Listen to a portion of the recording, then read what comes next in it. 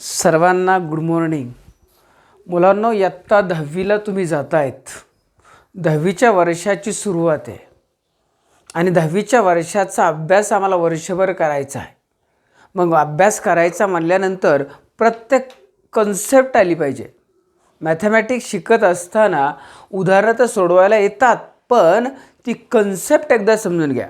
एकदा का कॉन्सेप्ट समजली की तुम्हाला सगळ्या गोष्टी सोप्या जातात, अतिशय सोप्या. पहा, आणि गणित शिकत असताना पॉझिटिव्ह थिंकिंगनी त्या ठिकाणी वर्गात बसा. का मला येणारे ह्या उद्देशाने तुम्ही वर्गात बसलात. ज्यावेळेस लेक्चर करतात त्यावेळेस नक्कीच तुम्हाला येतं, आणि जर तुम्ही तिथं निगेटिव्ह विचार केला तर मग लक्षात काहीच येत नाही. आणि शिकवत असताना जे 40 मिनिट असतील तेवढे मात्र एकदम कॉन्सन्ट्रेशन देऊन पहा. अतिशय सोपं आहे मॅथमॅटिक्स इयत्ता 10वीचं. आता आपण आज इयत्ता 10वीचं जे पहिलं प्रकरण आहे, लिनियर इक्वेशन इन 2 व्हेरिएबल्स, हे स्टार्ट करतो आहे. हा व्हिडिओ शेवटपर्यंत जर पाहिला तर आजच्या कन्सेप्टमध्ये तुम्हाला कुठेही अडचण येणार नाही. पहिल्या प्रकरणाचं पहिलं लेक्चर आपण स्टार्ट करतो आहे. अतिशय सोपं आहे. हे बेसिक लेक्चर आहे. हे लेक्चर कसं आहे? बेसिक लेक्चर आहे. पहा, ह्या बेसिक लेक्चरची सुरुवात करतो आहे. प्रकरणाचं नाव आहे linear equation in 2 variables. Linear equations in 2 variable. सगळ्यात पहिला शब्द आहे लिनियर. पहा, एक एक गोष्ट लिनियर कशाला म्हणतात हेही आम्हाला कळलं पाहिजे. इयत्ता 9वीला जे पॉलिनॉमियल नावाचं प्रकरण तुम्ही शिकलात त्याच्यामध्ये what is mean by linear polynomial ह्या सगळ्या गोष्टी तुम्ही तिथं इयत्ता 9वीला शिकलात.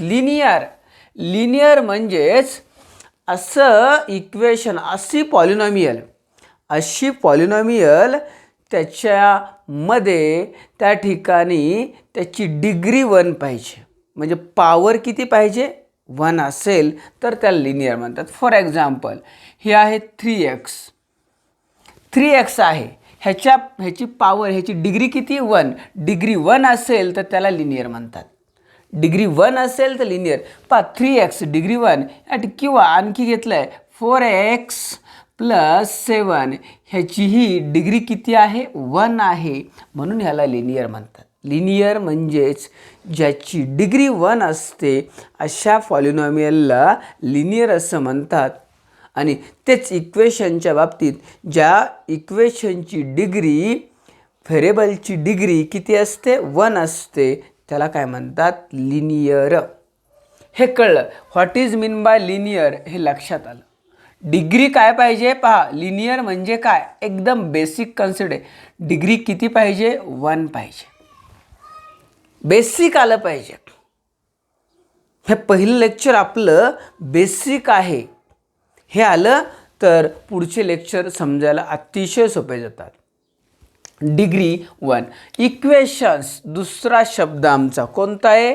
इक्वेशन्स. पहा, दुसरा शब्द कोणता आहे? इक्वेशन्स.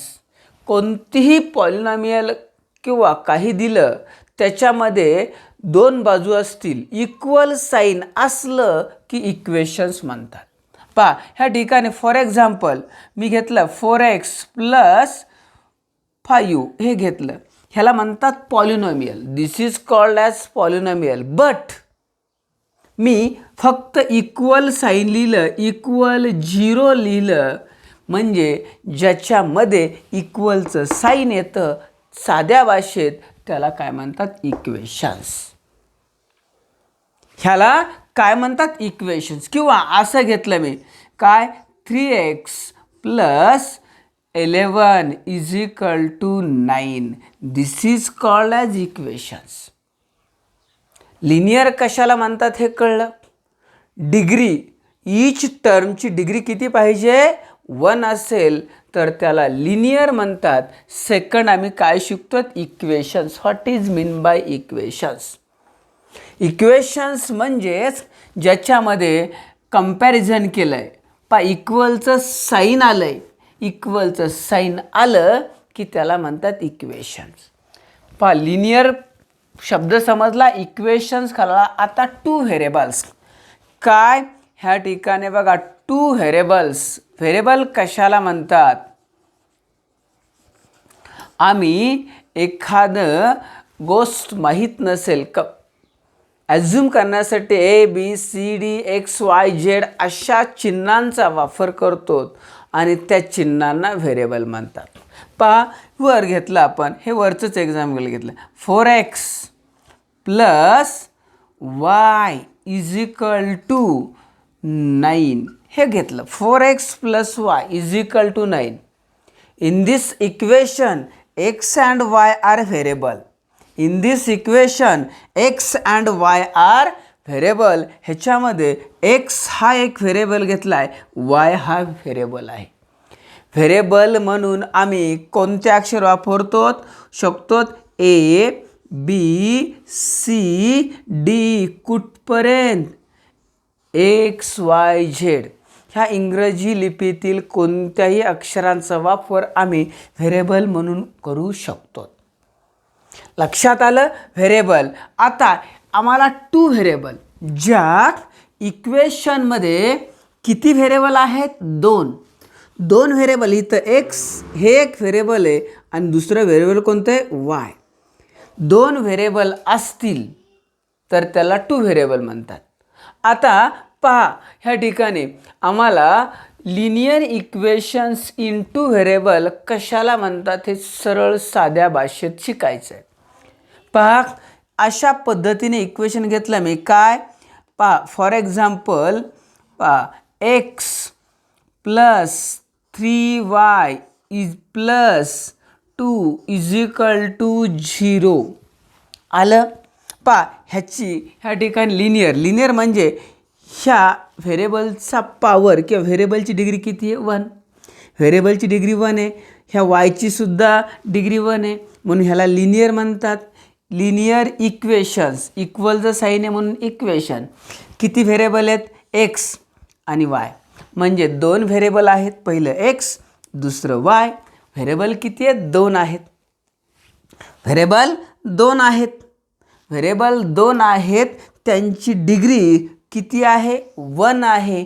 म्हणून ह्या अशा पद्धतीच्या इक्वेशनलाच काय म्हणतात, linear equations in two variables. लक्षात आलं. ह्याच्यानंतर आम्हाला पुढे डेफिनेशनकडे जायचं आहे.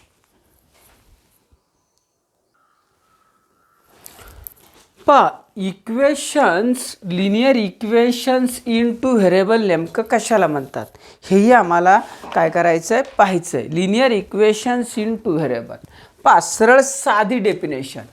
लिनियर इक्वेशन कंटेन्स, किती व्हेरिएबल कंटेन आहेत, 2 व्हेरिएबल्स.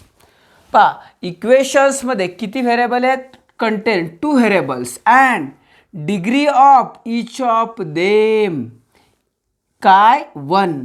डिग्री किती आहे, 1 आहे. अशा इक्वेशनला काय म्हणतात, linear equations in two variable. आता ह्याचं स्टँडर्ड फॉर्म काय आहे, पहा स्टँडर्ड फॉर्म काय आहे किंवा जनरल फॉर्म्युला काय आहे, AX + BY + C = 0 is the standard form. ह्या ठिकाणी AX + BY + C = 0 हे स्टँडर्ड फॉर्म आहे. आणि ह्याच्यामध्ये हा कोइफिशियंट आहे, हा A आणि हा Bला काय म्हणतात, कोइफिशियंट. A आणि B कोइफिशियंट आहेत, व्हेरिएबल X आणि Y आहे.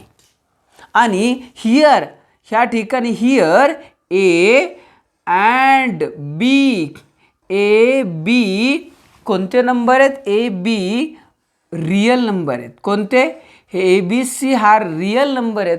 पण ह्या ठिकाणी A ≠ 0 और B ≠ 0. आता हे मॅथमॅटिकल भाषेत सांगितल्यामुळं थोडं डोक्याला कठीण वाटत असेल, नक्कीच मला माहिती आहे. आता अतिशय सोप्या शब्दात पहा एक उदाहरणच घेऊत आपण. एक एक्झाम्पल पहा, हे आहे जनरल फॉर्म ओके, पण एक एक्झाम्पल घेऊया मग लक्षात येईल. पहा 3x plus 7y is equal to 13. हे साधं एक इक्वेशन घेतलं. पहा ह्याच्यामध्ये व्हेरिएबल किती आहेत शोधा बरं. X and Y are variable. X variable, Y variable, दोन व्हेरिएबल आहेत. Degree of each of them, ह्या प्रत्येक टर्मची डिग्री किती आहे 1. ह्याची डिग्री सुद्धा किती आहे 1. आणि म्हणून दोन इक्वेशन्स आहेत, त्याच्यामध्ये प्रत्येकाची दोन काय आहेत व्हेरिएबल्स आहेत, प्रत्येकाची डिग्री 1 आहे. म्हणून ह्याला म्हणतात linear equations in 2 variable.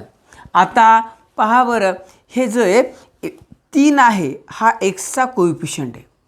3 is a coefficient of x and वायचा कोइफिशियंट काय आहे 7. 7 is a coefficient of y. आम्हाला हे ओळखता आलं पाहिजे कोइफिशियंट काय. ह्या ठिकाणी असं घेतलं मी 4x घेतलं, हा 4x व्हेरिएबल आहे आणि 4 काय आहे त्याचा कोइफिशियंट आहे. किंवा या ठिकाणी असं घेतलं 7x, हा 7 कोइफिशियंट सहगुणक म्हणतात आणि ह्याला काय म्हणतात व्हेरिएबल म्हणतात.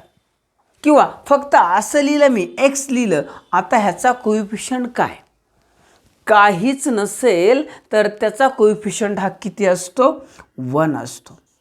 ही बेसिक गोष्टी आहेत, ह्या तुम्हाला आल्याच पाहिजेत लक्षात. त्याच्यानंतर आता बघा हे कशाचं एक्झाम्पल आहे लिनियर इक्वेशन्स इंटू. पहा ax बसलं का, ax plus by plus c हा 13 बरोबरच्या पलीकडे अलीकडे येऊ शकतो असं काही नाही. पाहूत हे इक्वेशन असंही होऊ शकतं कसं 3x प्लस 7y हे या ठिकाणी पलीकडं आल्यानंतर प्लस आहे, इकडं आलं तर काय होऊ शकतं मायनस होऊ शकतं आणि एका बाजूला काय राहिलं 0. ह्या गोष्टी आम्हाला माहीत आहेत. बरोबरच्या साईनच्या अलीकडं किंवा पलीकडं त्या ठिकाणी बाजू बदलली, साईड बदलली तर साईन निश्चितपणे बदलतं हे माहीत आहे. आता आणखी आम्ही दुसरं एक एक्झाम्पल घेऊ. दुसरं एक्झाम्पल घेतलं आम्ही, काय घेतलं आहे 2m plus 5n is equal to 9. Observation करा, व्हेरिएबल काय आहे m आहे, दुसरा व्हेरिएबल काय आहे n. In this equation there are 2 variable m and n variable. ह्याची डिग्री 1 आहे, ह्याची डिग्रीसुद्धा 1 आहे आणि म्हणून ह्यांनाच काय म्हणतात linear equations in 2 variable. These are the example of linear equations in 2 variable. आणखी काही एक्झाम्पल आम्ही पाहूत. समजा हे एक एक्झाम्पल घेतलं काय 4m plus 3n is equal to 12. हे लिनियर इक्वेशन इन 2 व्हेरिएबल आहे का नाही सांगा कमेंटमध्ये, फास्ट सांगा. हे लिनियर इक्वेशन्स आहे का नाही कमेंटमध्ये फास्ट सांगा. पाहूत कोण सांगतायत.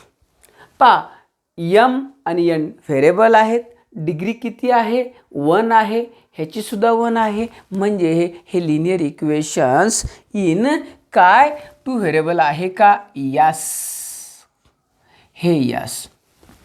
ओके, आणखी दुसरं एखादं एक्झाम्पल घेऊ. दुसरं एक्झाम्पल पुस्तकातलं आपण वाटलं तर पुस्तकातलं घेऊन. पहा 3x square minus 7y is equal to 13. हे आहे का ऑब्झर्वेशन करा. किती व्हेरिएबल आहेत, x हे एक व्हेरिएबल आहे, y व्हेरिएबल, 2 व्हेरिएबल आहेत. Degree of x variable is 2. Degree किती आहे ह्या ठिकाणी पहा, डिग्री किती आहे 2 आहे. डिग्री 2 आहे पण लिनियर शब्दाचा अर्थ काय बेटा सांगा बरं, थोडं तुम्ही विचार करा. लिनियर शब्दाचा अर्थ डिग्री किती पाहिजे 1, ही तर डिग्री किती आहे डिग्री 2 आहे, मग लिनियर इक्वेशन्स इन 2 व्हेरिएबल होईल का नाही? उत्तर फास्ट सांगा. यस किंवा नो लिहा बरं. होईल का नाही सांगा ना. डिग्री किती आहे? 2 आहे, मग लिनियर होईल का नाही? तर हे एक्झाम्पल आहे का? नो. ओके. त्याच्यानंतर तिसरं एक्झाम्पल आहे पाहू. हे पुस्तकातले एक्झाम्पल आम्ही घेऊ, तुम्हाला सोडवण्यासाठी दिलेत. पहा, square root of 2x square root of 2x minus square root of 5y is equal to 16. हे आहे का पहा बरं. व्हेरिएबल किती वापरलेत? व्हेरिएबल किती वापरलेत? x आणि y व्हेरिएबल वापरलेत. डिग्री किती आहे? 1. ह्याची डिग्रीसुद्धा 1 आहे, मग आहे का नाही? पहा, डिग्री 2 व्हेरिएबल आहेत, प्रत्येकाची डिग्री 1 आहे, म्हणजे हे काय झालं? यस. आता चौथं उदाहरण, आणखी एक थोडं बदल करून देतो. हे असं लिहिलं मी. 2x सुद्धा कशात लिहिलं आहे? स्क्वेअर रूटच्या साईनमध्ये. व्हेरिएबलसुद्धा स्क्वेअर रूटच्या साईनमध्ये लिहिलं आहे, आणि इथं 5y इज इक्वल टू 16. आता हे यस का नो? कंपॅरिझन करता आलं पाहिजे. सर हे यस आहे, हे आहे का? हे नो का? ह्या ठिकाणी व्हेरिएबल हा x आणि y व्हेरिएबल आहे, पण हा कशात आहे? ह्या स्क्वेअर रूटच्या साईनमध्ये. स्क्वेअर रूटच्या साईनमध्ये आहे, म्हणजेच ह्याची जर बाहेर काढलं तर ह्याची डिग्री किती होते? 1/2. हा x आत स्क्वेअर रूटच्या साईनमध्ये ठेवायचा नाही, बाहेर काढला तर डिग्री किती झाली? 1/2 minus in square root of 5y ची डिग्री किती झाली? 1/2 इज इक्वल टू 16. आता सांगा बरं, सांगाच डिग्री किती आहे? सांगा डिग्री किती आहे? 1/2 आहे, आणि 1/2 डिग्री असेल तर त्याला लिनियर म्हणत नाहीत. डिग्री किती पाहिजे? 1च पाहिजे, म्हणून हे आहे का? नो. नो. कमेंटमध्ये उत्तर द्या. पहा, त्याच्यानंतर पाचवं पाहूत. पहा, त्याच्यानंतर आणखी पुढचं 0x plus 6y 0x plus 6y minus 3 is equal to 0. Variable किती आहेत? हा x व्हेरिएबल आहे, y व्हेरिएबल आहे. ह्याची डिग्री 1, ह्याची डिग्री किती आहे? डिग्री 1 दिसते, पण हे 0x आहे, कोइफिशियंट 0 आहे.